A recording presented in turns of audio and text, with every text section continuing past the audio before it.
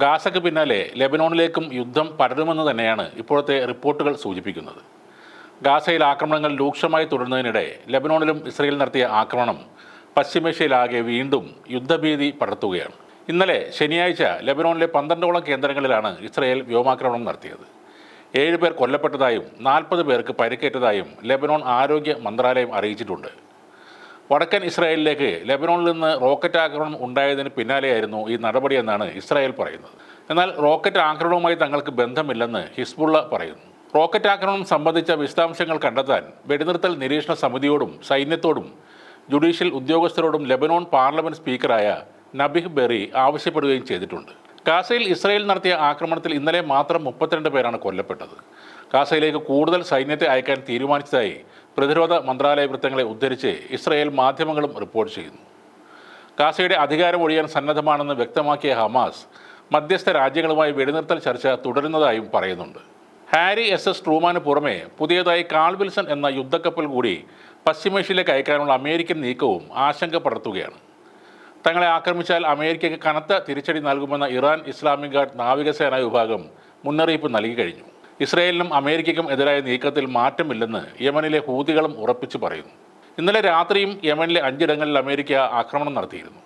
ബന്ദികളുടെ മോചനം ഉറപ്പാക്കാതെ ഗാസയിൽ ആക്രമണം വീണ്ടും ആരംഭിച്ച നെതന്യാഹുവിനെതിരെ ഇസ്രയേൽ നഗരങ്ങളിൽ ആയിരങ്ങളാണ് തെരുവിലിറങ്ങിയത്. ഇന്റലിജൻസ് വിഭാഗം മേധാവിയെ നീക്കാനുള്ള തീരുമാനവും ഇസ്രായേലിൽ സർക്കാർ വിരുദ്ധ പ്രക്ഷോഭത്തിന് കരുത്തു കൂട്ടുകയാണ്. എന്നാൽ ശേഷിക്കുന്ന ബന്ദികളെ കൂടി ഹമാസ് മോചിപ്പിക്കുന്നതുവരെ ഗാസ മുനമ്പിൽ ആക്രമണം ശക്തമാക്കുമെന്ന തീരുമാനത്തിലാണ് ഇസ്രയേൽ. കഴിഞ്ഞ ദിവസങ്ങളായി നടന്ന ആക്രമണത്തിൽ ആ പ്രദേശത്തെ ഏക ക്യാൻസർ ആശുപത്രി അടക്കം സൈന്യം തകർത്ത് കളഞ്ഞിരുന്നു.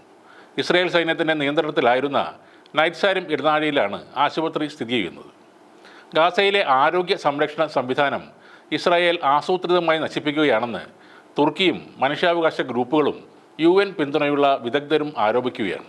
സൈന്യം വ്യോമ, കര, കടൽ ആക്രമണങ്ങൾ ശക്തമാക്കുകയാണെന്നും സാധാരണക്കാരെ ഗാസയുടെ തെക്കൻ ഭാഗത്തേക്ക് മാറ്റുമെന്നും ഇസ്രായേൽ പ്രതിരോധ മന്ത്രി ഇസ്രായേൽ കാറ്റ്സും പറഞ്ഞു.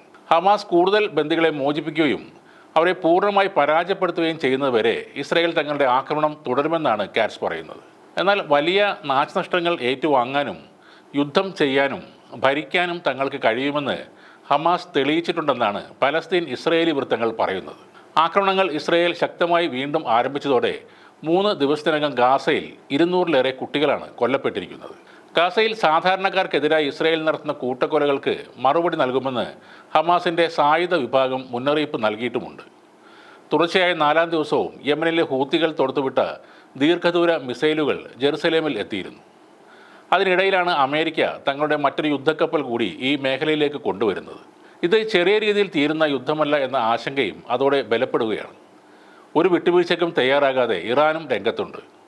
ഹൂതികൾക്ക് നൽകുന്ന ആയുധ സഹായം തൽക്കാലം നിർത്താൻ പ്ലാനൊന്നും ഇല്ലെന്ന് തന്നെയാണ് ഖൊമേനി കഴിഞ്ഞ ദിവസവും പ്രസ്താവന നടത്തിയത്.